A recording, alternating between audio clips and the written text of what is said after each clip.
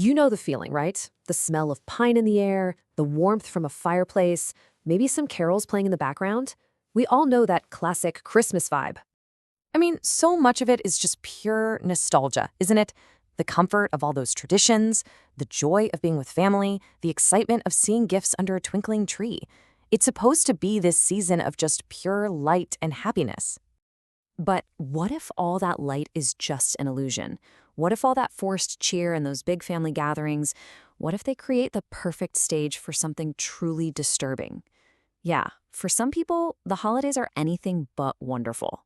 So today, we're going to unwrap the kind of holiday stories you were definitely not told as a kid.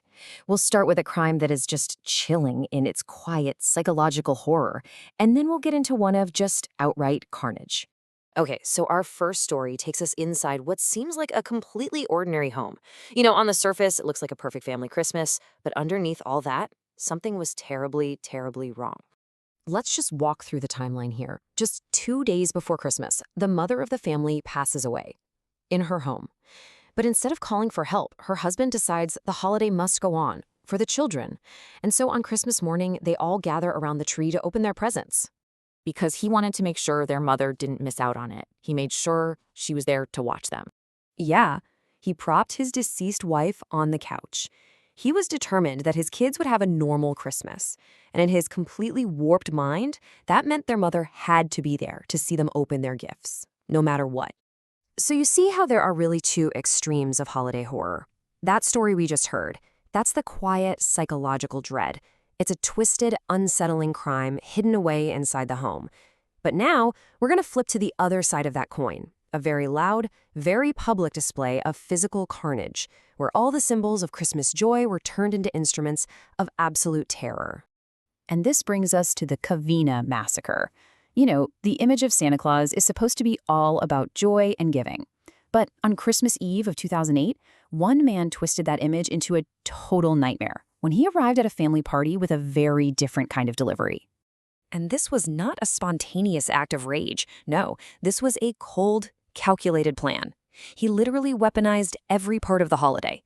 The Santa suit was his disguise, the family party was his target, and the big gift he brought with him, well, that was the centerpiece of his entire attack. So, what was in that package? A flamethrower that he built himself, and semi-automatic handguns. He walked right up to the front door, and when an 8-year-old girl answered, all excited to see Santa, he shot her in the face. Then he used that flamethrower to set the entire house ablaze. 9 people were killed inside that house. 9 members of his ex-wife's family, all murdered on Christmas Eve by a man dressed as Santa Claus. These stories they're just deeply unsettling. So you have to ask, why do they fascinate us? Why, during a season of practically forced happiness, are we so drawn to these tales of horror?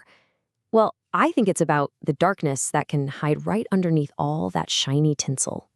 There are a few theories. First, it completely subverts our expectations. Horror just hits harder when it's set against a backdrop of comfort and joy, because it feels like it's violating something that's supposed to be safe. Then you have the pressure cooker effect. The holidays can take all those underlying family tensions, financial stress, old grudges, just being forced together, and crank them up to a breaking point. But maybe the biggest thing is that these stories, they hold up a mirror to our own fears. The anxieties that hide just beneath the festive facade, the fear of what happens when that pressure to be perfect becomes way too much to handle. So when you really boil it all down, the crucial point is this. That intense pressure to be happy, to be perfect, to be a family during the holidays.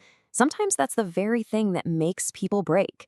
The brightest lights of the season can, and absolutely do, cast the very darkest shadows. And it leaves us with one final, kind of unsettling question, doesn't it? When you look beneath all the wrapping paper and the forced smiles, what uncomfortable truths might be hiding in your own family's holiday traditions?